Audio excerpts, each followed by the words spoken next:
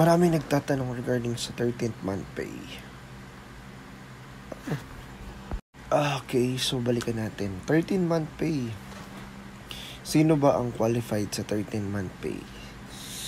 Yung mga empleyado na naka 1 month, at least 1 month ng work sa company ay qualified ka para tumanggap ng 13th month pay. Paano ba i-compute ang 13th month pay? Alamin mo muna kung ilang months ka na sa company, tapos kunin mo yung monthly income mo, the whole month, tapos divide mo sa 12.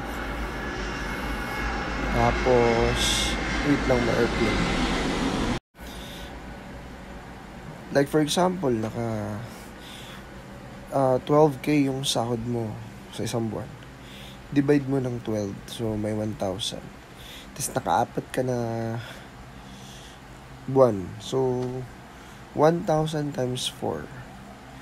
Yun yung matatanggap mo, pero may mga deduction pa yan, like unauthorized absent, so ganun.